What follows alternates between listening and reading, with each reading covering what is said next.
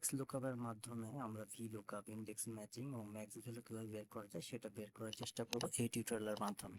প্রথমে আমরা ডাটা থেকে ডাটা ভ্যালিডেশনের মাধ্যমে প্রথমে ইনপুটগুলো ঠিক করে নিচ্ছি। প্রথমটার মতো করে দ্বিতীয়টা তো কপি পেস্ট করে নিচ্ছি যেন নতুন করে আমাদের ইনপুট দিতে না হয় আর কি। এবং ইয়ারের জন্য আমরা ডাটা ভ্যালিডেশন থেকে আমাদের দুইটা বছর আছে 2023 এবং 24, সেটাও এখান থেকে সিলেক্ট করে নিলাম। পরবর্তীতে আমাদের জন্য সহজ হয়। এবং তৃতীয়বারও আমরা ডাটা ভ্যালিডেশনের মাধ্যমে দ্বিতীয় টেবিল থেকে নামগুলো এখানে ইনপুট আকারে নিয়ে নিচ্ছি যেন হচ্ছে আমাদের নামের ইনপুটগুলো দিতে সহজ হয় আর কি।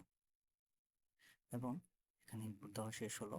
এখন হচ্ছে আমরা প্রথমে যে কাজটা করবো XLOOKUP এর মাধ্যমে কিভাবে VLOOKUP করা যায় সেটা চেক করব।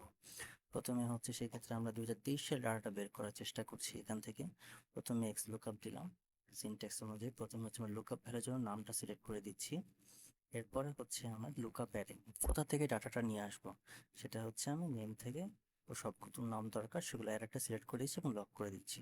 এবং আমার 2023 সালের ডাটাটাই নেব, সেজন্য ওই ডাটাটাও সিলেক্ট করে লক করে দিচ্ছি যেন চেঞ্জ না হয়। যদি ডাটা না পাই সেক্ষেত্রে আমরা একটা ব্ল্যাঙ্ক রেখে দিচ্ছি। এবং এরপরে হচ্ছে আমাদের এক্সাক্ট ম্যাচটাই দরকার, এবং এরপর আপাতত কিছু লাগছে না সেক্ষেত্রে ব্র্যাকেটটা ক্লোজ করে দিচ্ছি। সেক্ষেত্রে এখন যদি আমি যে কোনো নাম সিলেক্ট করি রেজাল্টটা পেয়ে যাব। প্রথমে আমি সিন্ডারেলা সিলেক্ট করলাম, নেমটা ফরম্যাট করে দিচ্ছি যেন দেখতে একটু ভালো লাগে। এখন সিন্ডারেলার জায়গায় এখন যদি আমি কেভিন নামটা সিলেক্ট করি সেক্ষেত্রে 23 সালে 27 এটা দেখাচ্ছে। এবং দ্বিতীয়বার আমি ইন্ডেক্স ম্যাচিং কীভাবে করা যায় XLOOKUP এর মাধ্যমে সেটাও এখানে চেক করছি। প্রথমে XLOOKUP এর মাধ্যমে আমরা লুকআপ ভ্যালু হিসাবে নামটাকে সিলেক্ট করে দিচ্ছি এবং এখানে লুকআপ অ্যারে সেখান থেকে হচ্ছে আমরা হচ্ছে শুধু নামটাকে সিলেক্ট করে রাখছি এবং এটাকে লক করে দিচ্ছি যেন এগুলো পরিবর্তন না হয়ে যায়। এখন সেই ক্ষেত্রে আবার হচ্ছে আমরা XLOOKUPটা নিয়ে আসবো, যেহেতু আমরা ইন্ডেক্স ম্যাচিং করছি আমাদের এবার রটাও আনতে হবে। সেক্ষেত্রে আমরা ইয়ারটাকে সিলেক্ট করে দিচ্ছি এবং হচ্ছে ইয়ারটাকে আমরা এটা লক করে দিচ্ছি। এখন আমরা রিটার্ন অ্যারে হিসেবে আমরা হয়তো ভ্যালুগুলো নিয়ে আসবো, এগুলো লক করে দিব যেন পরিবর্তন না হয়। এরপরে হচ্ছে আমরা হচ্ছে যদি ভ্যালু না পাই সেক্ষেত্রে আমরা ব্ল্যাঙ্ক রেখে দিচ্ছি এবং আমাদের এক্সাক্ট ম্যাচটাই দরকার। এবং আমরা এখানে হচ্ছে আমাদের একটা ব্র্যাকেট দিয়ে ভুলে গেছি, সমস্যা নেই, অটো কারেক্ট করে দিচ্ছে। এখন এই ক্ষেত্রে আমরা দেখাচ্ছে এরর দেখাচ্ছে, আমরা যেটা একটা কাজ করতে পারি ইফ এরর ফরম্যাট ইউজ করতে পারি। যদি এরর থাকে সেক্ষেত্রে সে আমাকে ব্ল্যাঙ্ক দেখাবে। কারণ সেই ক্ষেত্রে আমরা প্রথমে হচ্ছে ইফ এরর ফর্মুলাটা অ্যাড করে দিচ্ছি এবং ফর্মুলার শেষে শুধু আমরা ব্ল্যাঙ্ক সিলেক্ট করে দিচ্ছি, যদি কোনো এরর থাকে সে ব্ল্যাঙ্ক দেখাবে। এখন প্রথমে হচ্ছে আমরা এখান থেকে সিন্ডারেলা অ্যাড করলাম এবং ইয়ার হিসেবে 2024 দেখাচ্ছি, এখানে 96 দেখাচ্ছে। এখন যদি আমরা 23 দিচ্ছি এখানে হচ্ছে 78 দেখাচ্ছে।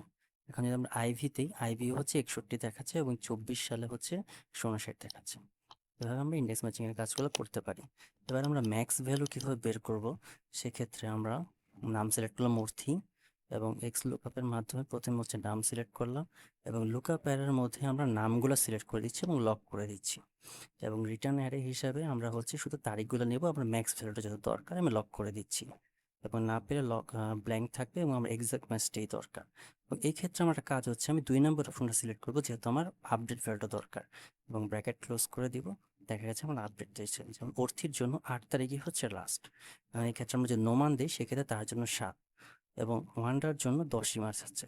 এবং এই ক্ষেত্রে আমরা আপডেট ভ্যালুর জন্য VLOOKUP এর নর্মাল ফরম্যাট ইউজ করতে পারি এবং সেক্ষেত্রে আমরা এই সেলটা ফিল করে দিচ্ছি এবং হচ্ছে আমরা টেবিলারে লক করে দিলাম এবং হচ্ছে 2 নম্বর কলামটা দিচ্ছি এবং হচ্ছে ট্রু করে ফলস করে দিচ্ছি। এখন দেখুন আমরা যেই নামটা সিলেক্ট করবো তারই লাস্ট আপডেট এবং আপডেট ভ্যালুটাই এখানে দেখতে পাচ্ছি। এইভাবে আমরা XLOOKUPটা ব্যবহার করতে পারি।